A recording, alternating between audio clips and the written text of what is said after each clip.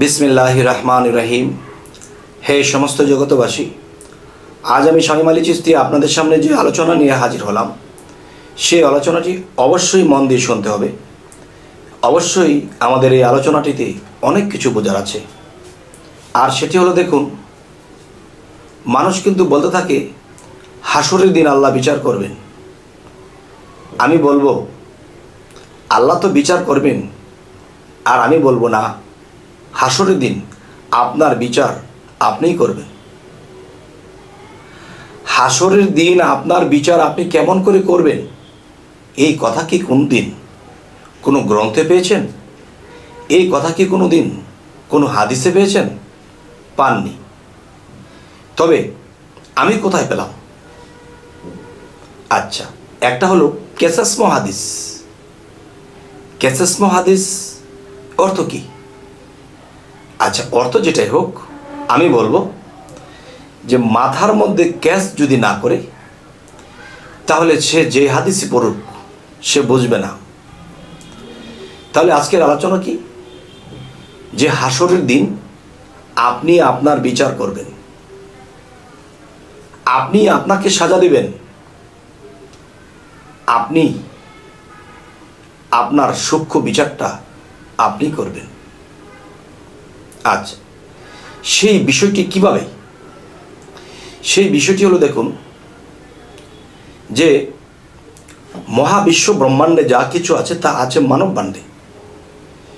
যদি তাই হয় তাহলে আমি বলবো যে আপনার মধ্যে বেশ কিছু জিনিস দেওয়া আছে। এর মধ্যে কয়েকটা জিনিস আপনার মধ্যে দেওয়া আছে: জ্ঞান, মন, বিবেক। জ্ঞান, মন, বিবেক, এই তিনটি জিনিস সিরিয়াসলি ভাবে এবং প্রধানভাবে দেওয়া হয়েছে।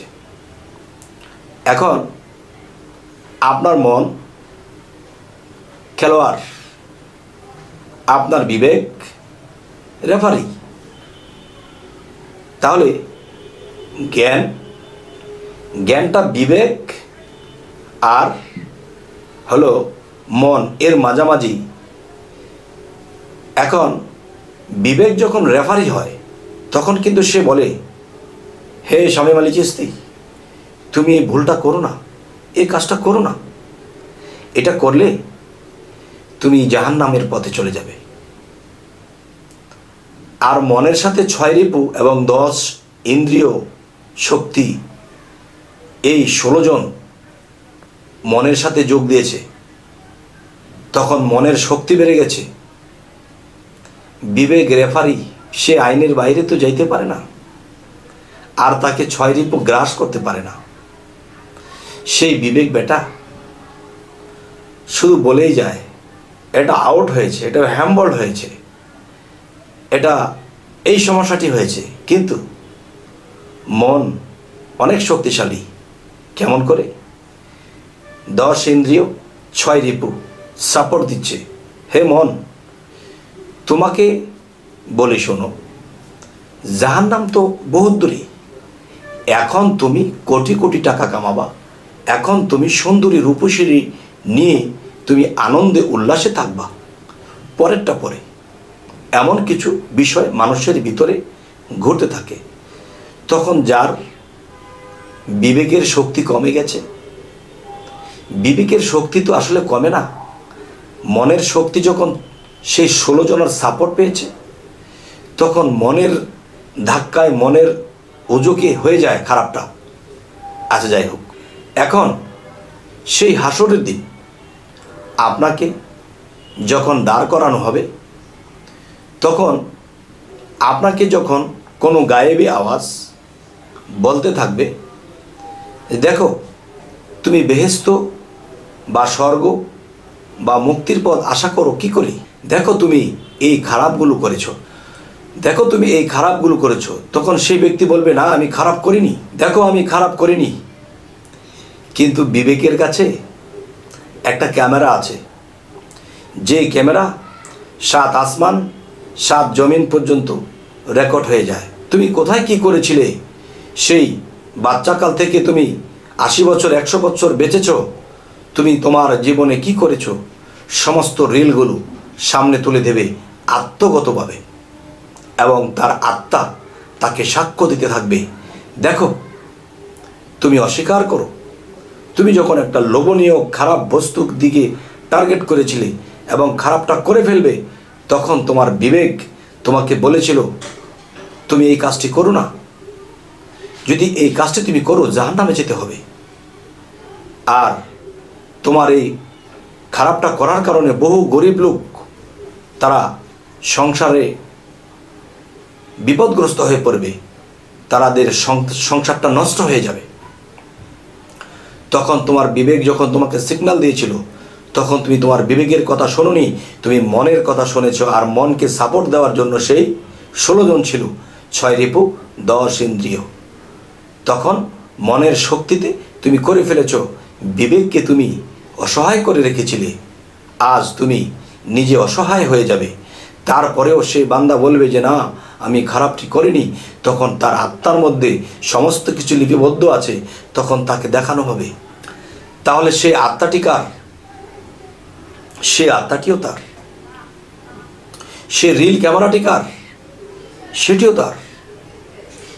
এবং গায়েবী আওয়াজ এসে বলবে এটি কার?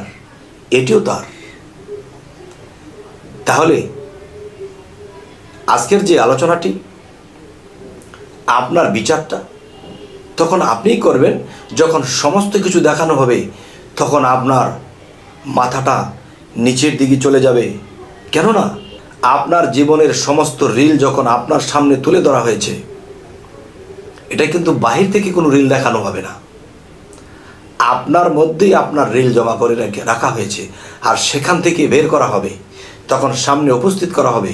তখন আপনি যেটা যেটা অস্বীকার করছেন, এটা আমি করিনি, এই খারাপটি করিনি, এই ভালোটি করেছি। আপনি যদি জীবনে কোনো ভালোটা করে থাকেন, আপনার সেটা আপনার আত্মা লিপিবদ্ধ হয়ে আছে, আর সেই আত্মা সাক্ষী দিবে। সেই আত্মা সাক্ষী দিবে যে দেখো তুমি এই কাজটি করেছো না, এই তো তুমি করতেছো, তোমার রিলের মধ্যে তুমি দেখো। আর সেই রিলটি কোথায়? সেই রিলটি বাস্তবগত প্রকাশ্যে গেলে আমাদের মগজে তা লিপিবদ্ধ আছে, মৃত্যুর পরে মাটিতে মিশে যাবে। কিন্তু আত্মার যে মগজ আছে, আত্মার যে ব্রেন আছে, আত্মার মধ্যে যে লিপিবদ্ধ হয়ে আছে, সেটি কিন্তু মাটির সাথে মিশবে না। আর সেটি কিন্তু সামনে তুলে ধরা হবে। আর সামনে যখন তুলে ধরা হবে, আপনি একটু আগে যখন বলেছিলেন যে না আমি এ অপরাধ করিনি, কিন্তু রিল যখন সামনে তুলে দেওয়া হয়েছে, তখন দেখতেছেন আপনি নিজেই এগুলা করেছেন। তখন মাথাটা যখন নিচের দিকে যাবে, তখন নিজের থেকে নিজেই বলবেন হায় রে, আমি এত অপরাধ করেছি, আর আমার বিবেক আমাকে বাধা দিয়েছিল, আমি শুনিনি। হায় রে, এত অপরাধ জমা হয়ে আছে, পাহাড় পরিমাণ তার অপরাধ আর অপরাধ। রিল দিয়ে দেখা গেছে যে হাসরের মাঠ এক কোণ ভরে যাচ্ছে। তখন সে নিজে মুখেই বলতে শুরু করে যে হে আল্লাহ, আমি তো অপরাধী, এই অপরাধের ক্ষমা করা উচিত নয়। আমি যে অপরাধ করেছি এটা ক্ষমা করা উচিত নয়। তখন সেই ব্যক্তিটি বলবে অবশ্যই এই পাপের সাজা হওয়া উচিত, এখন জন্মান্তরে হোক, আগুনে ফেলে দেখ, বা আমাকে যে ধরনের শাস্তি দিক, আমার এই শাস্তি পেতেই হবে। আর না হয় আমার এই জীবাত্মা, এই মন কখনোই আর সূক্ষ্ম মানুষের পথে আসবে না। তাই বলবো হে সমস্ত জগতবাসী, এই জগতের সবাই জানে হাসরের দিন আল্লাহ বিচার করবে। আর আল্লাহ শেষ ফিনিশিংটা আল্লাহ দেবে না, নিজের বিচারটা নিজেই করবেন। কারণ আপনি যা কিছু অস্বীকার করছেন, তা আপনি যে সব কিছু খারাপ করেছিলেন তা তুলে ধরা হয়েছে। তখন একটা শব্দ করার আর আপনার তৌফিক থাকবে না। তখন আপনি নিজে মুখে বলতে থাকবেন আমি যে অপরাধ করেছি, জেনে শুনে বুঝে আমি যে অপরাধ করেছি, আমার যেন এই অপরাধের সাজা হয়ে যায়।